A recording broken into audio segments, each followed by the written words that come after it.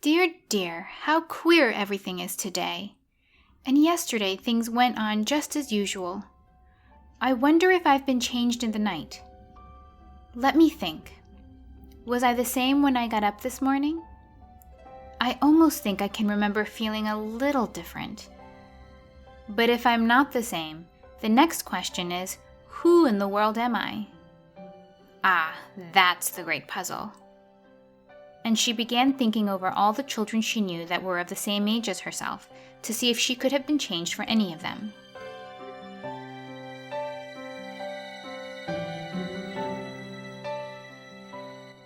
As you no doubt have guessed, that was an excerpt from Lewis Carroll's Alice's Adventures in Wonderland, the critically acclaimed childhood parable of a young girl who chased a talking rodent underground and found herself in the most peculiar place. And certainly abnormalities in your perception, whether they are visual hallucinations or other disturbances, they can be incredibly confusing, or even troublesome. And you'll be hearing more about that on our episode of Brainwaves today, but first a quick word from our sponsor. This episode was brought to you in part by Audible. With nearly 200,000 ad-free audiobooks, I'm sure you'll find something you'd like. I recommend Brain on Fire by Susanna Cahalan. It's the story of a Washington Post reporter who describes in vivid detail her battle with anti-NMDA receptor encephalitis. To hear this book and get your free 30-day trial, go to audibletrial.com/brainwaves and sign up. The first month is free and less than $15 a month for each subsequent month, with no cancellation fees. So take a minute to sign up for free at audibletrial.com/brainwaves.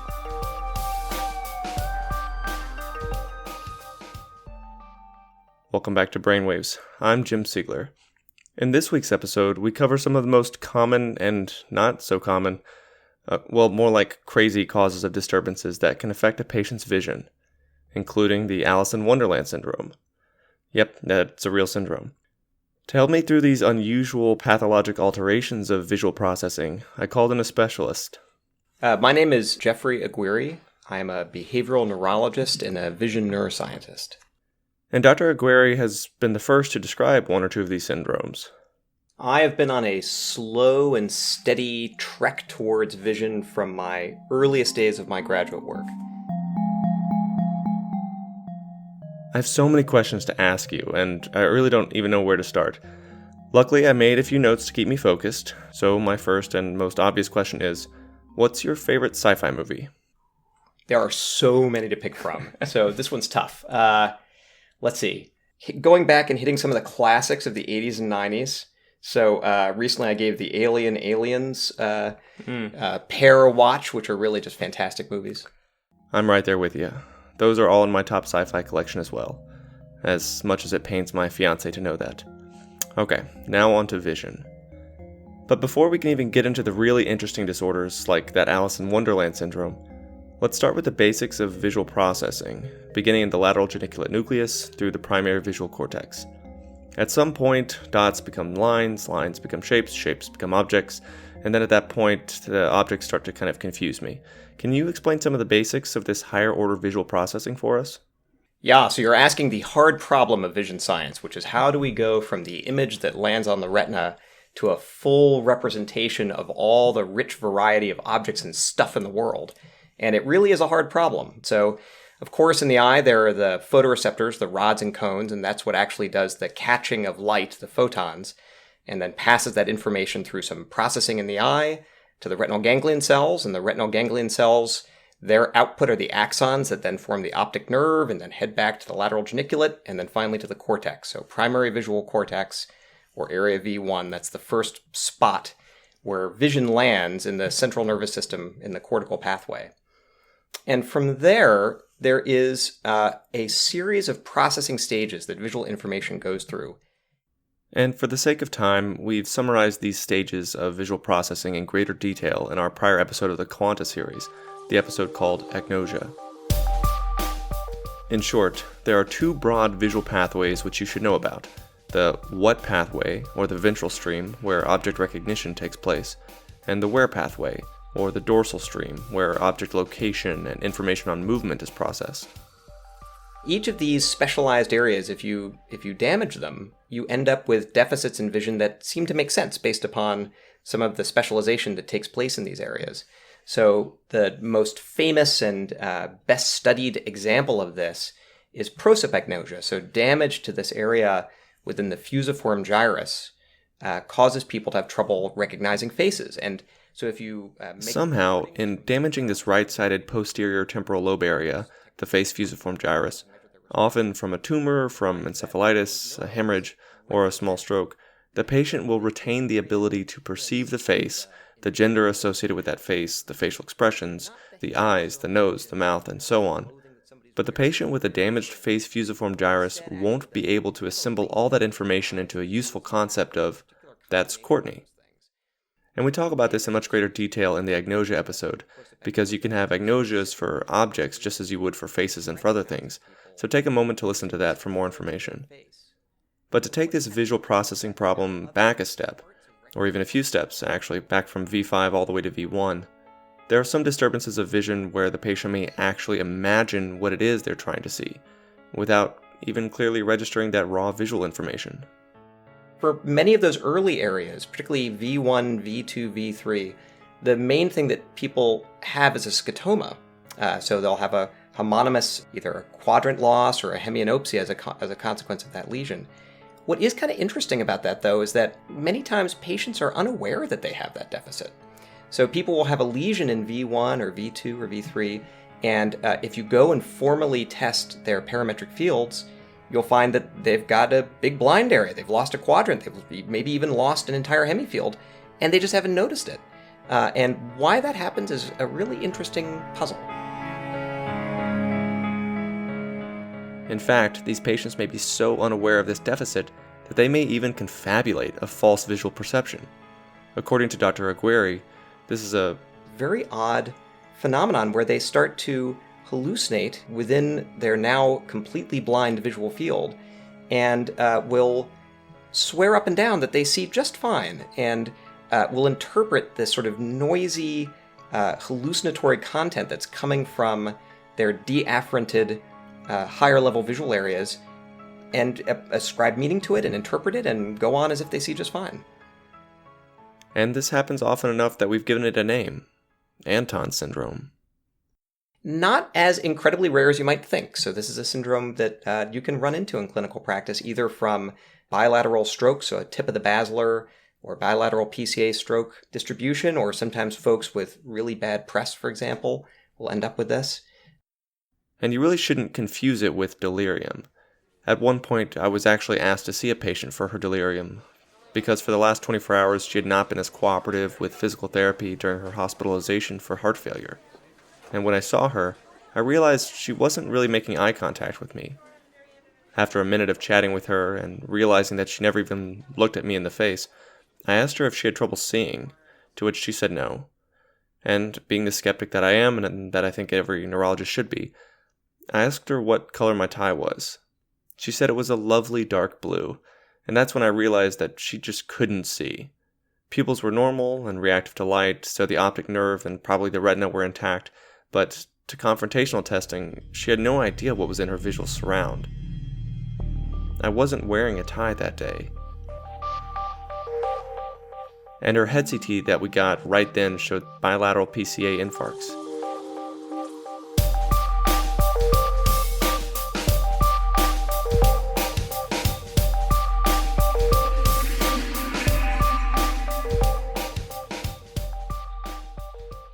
There was another syndrome I came across while preparing this talk, in which a patient may have a right visual field defect, a homonymous hemianopsia, but that's not it. They'll tell you that outright they can't see anything on the right side, but you place an object in that field and you move it or you keep it still, they can tell you if there's motion to it or not. This is great. So blindsight or Riddick's phenomenon is it's a neurologic syndrome that the philosophers love. So in our discussion so far, we've talked about the cortical visual pathway that runs from the retina to the lateral geniculate nucleus to V1 cortex and then up to all the higher areas. And of course, if you get a lesion of V1 cortex, you're going to be blind for the contralateral visual field. Well, for decades now, it's been noticed that sometimes patients within that otherwise blind field will report that they see stuff. And what they typically report that they can see is motion. And in very careful experimental conditions, you can demonstrate that people have above chance perception, particularly of motion, within that blind field.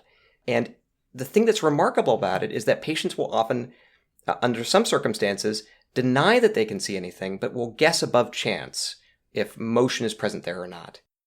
The basis of this is not perfectly understood, but the most popular hypothesis for the Riddoch phenomenon is that these patients will access a subcortical pathway that utilizes the superior colliculi and dorsal midbrain.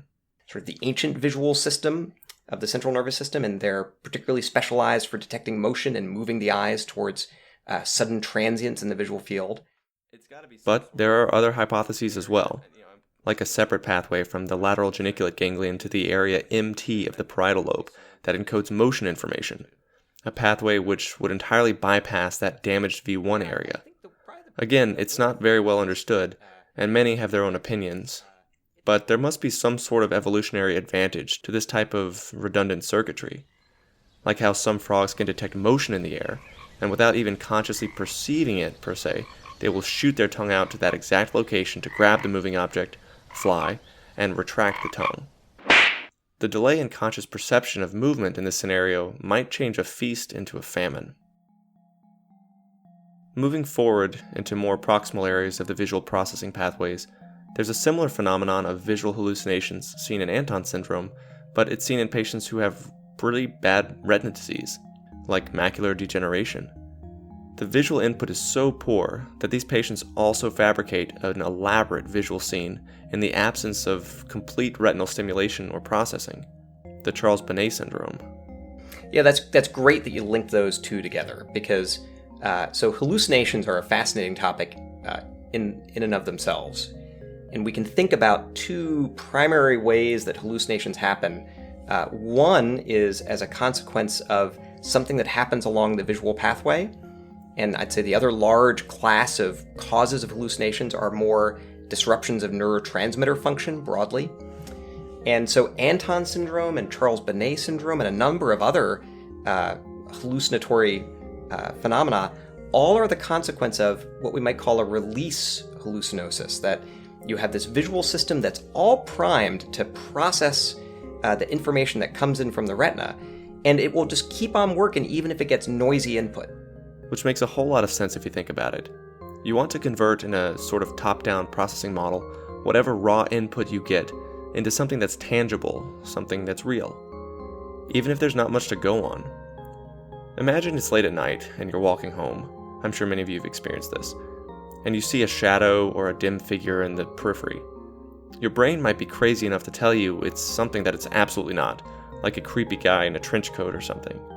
But in reality, you're lacking sufficient raw input to generate a real visual image for yourself. So your brain makes one up, that creepy guy. More on this in a minute when our program continues. This episode was brought to you in part by Audible, your source for audiobooks. With nearly 200,000 titles to choose from at the click of a button, Audible makes it easy to find time to catch up on stories. If you like this episode so far, then we know you will like The Man Who Mistook His Wife for a Hat and Other Clinical Tales by Oliver Sacks. You can get this audiobook and others like it for a free 30-day trial at audibletrial.com/brainwaves. That's audibletrial.com/brainwaves. Let's move on to another fun example. 3 examples, actually, but all are related.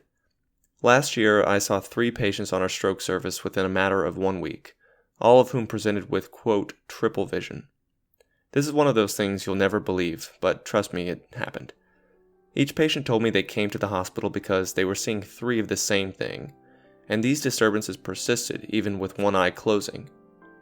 The patients were older patients, each with embolic stroke risk factors. 2 had atrial fibrillation and 1 had significant carotid stenosis. And, spoiler alert, they all had experienced acute ischemic strokes. But at the time, I was pretty skeptical that there was anything truly wrong with these patients. Other than the acuity of the symptom onset, I was extremely unsuspicious for an acute stroke or a seizure, or anything real. The patients were basically neurologically non-focal. You can also try to look this up, causes of triple vision, and nothing will come up in Google Scholar, UpToDate, or PubMed. But the way we figured it out at the time, besides the fact that we got the MRI for all of them, was that we imagined what it would be like to have triple vision. The patients said things like, "I feel like I'm seeing 3 of everything," or "I'm seeing triple." And these disturbances emerged only when the gaze was being shifted between objects or faces, as the head were turning or the eyes were turning. And it turns out, when these patients were seeing 3 of everything, they were just seeing one thing over and over again, perseverating their visual scene.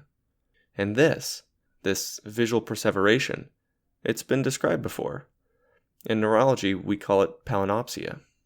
So first off, the fact you had 3 patients with stroke-induced Palinopsia is not just case reportable, but should launch some kind of CDC investigation to figure out if there's something strange going on at the hospital. Scott Kasner was really surprised. That is really weird. Yeah. But okay, but yes, it can happen. So first off, Palinopsia is sort of this classically depicted as the LSD freakout effect, where something as it moves through your visual field leaves behind a trail of copies of itself. And there's lots of different forms that Palinopsia can take, where it'll almost look like one object that you can see is duplicated multiple times within the visual world, so that everywhere you look, this object has been sort of cut and pasted to the new spot where you're looking, or that it sort of has this trail behind it if things move. And this defect often lies somewhere in the dorsal stream, the where or how pathways, where object position and movement information is processed. And that's exactly where these 3 patients experienced their strokes. What you can imagine is that if there's damage to this dorsal system, you lose a little bit of the tag system that exists to link a particular object that you've recognized to a particular location in space. Somehow our visual system does this amazing feat of integrating information across all the times we move our eyes and our head and our bodies around into a single seamless percept of one continuous environment. If you pause for a minute and think about it, it's a little weird, right? Because every time you move your eyes, the image on your retina slides over to a new position. That's not what you perceive. You perceive that there's a stable world out there and that you are moving your eyes around and sampling it. Somehow, calculations that are performed in probably the parietal lobes are used to create this sort of stability and permanent sort of representation of the exterior world. And when there's damage to that system, either from stroke and sometimes from migraine, which is even the more common situation in which Palinopsias appear, people then have this experience that the world of objects and stuff that they know starts to move around and trail around through their visual field.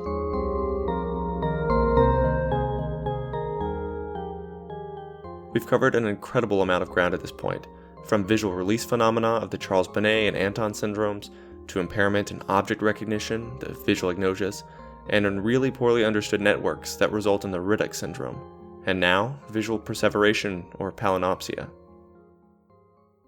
Let's move on to another interesting condition, where there are no visual release phenomena, no impairment in object recognition, and no double or triple vision.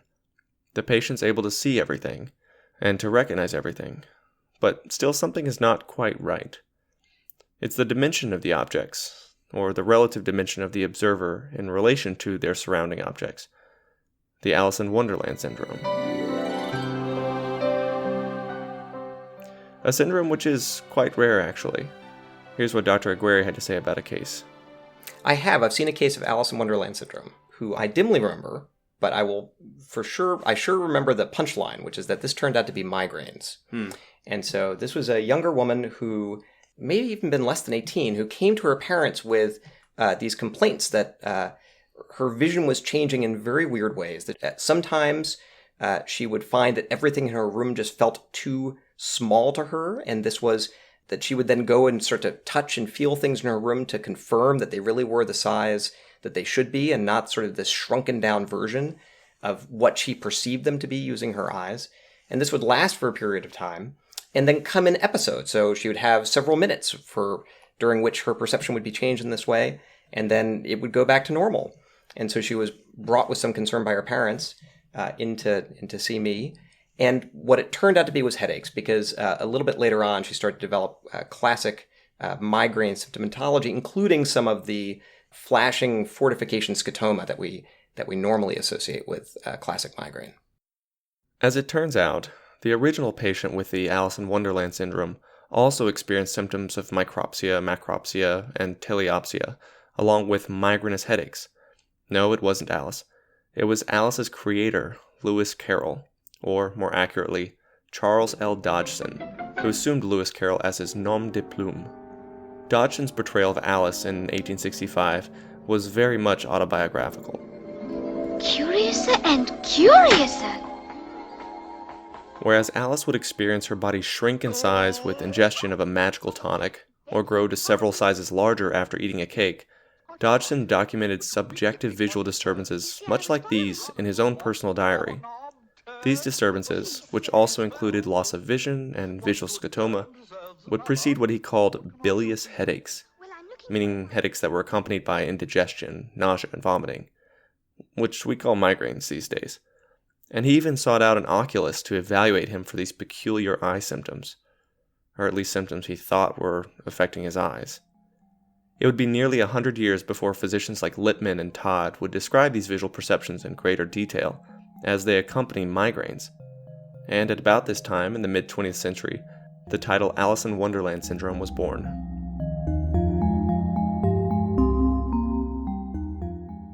Since Dodgson's fictional account, a number of cases of the Alice in Wonderland syndrome have surfaced, relating to various other conditions, things like epilepsy and infectious diseases of the nervous system, substance abuse, and many others.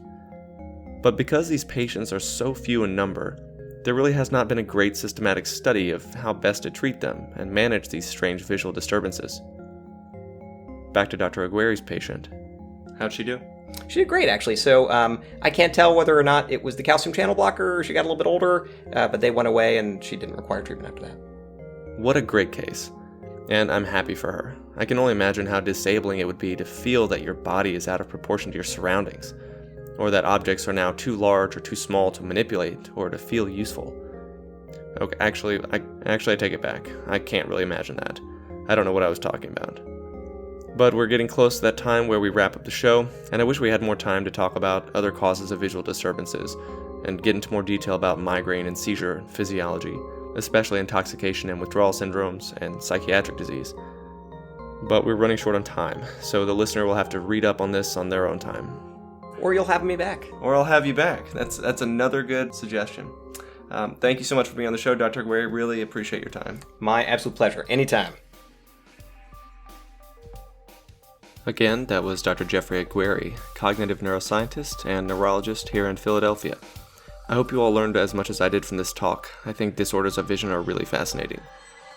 But so is the rest of the visual pathway. And for a more thorough discussion on the causes and localization of loss of vision, I recommend you pick up a copy of the Neuro-Ophthalmology textbook by Lou, Volpe, and Galetta. There's a link to that textbook on our site as well, brainwaves.me. Don't forget about Dr. Aguirre's shorter episode on agnosia, which was posted as part of the Qantas series a few weeks ago. It should give you a great background on some of the basics of higher order visual processing that may help you to better understand the content in today's show. Our episode this week was produced by me, Jim Siegler, with the help of Erica Mejia. Music was courtesy of MMFFF, Peter Rudenko, 3 Chain Links, and Marcos H. Bolanos. There was an original quote from the 1951 Disney cartoon Alice in Wonderland we also played for you, probably the best of all the Alice in Wonderland movies out there. That's all for today. Stay tuned next week for more great content on Brainwaves. Thanks for listening. Well, this is fun. This is really good. I hope you got some good material. I totally did. All right, perfect. Great.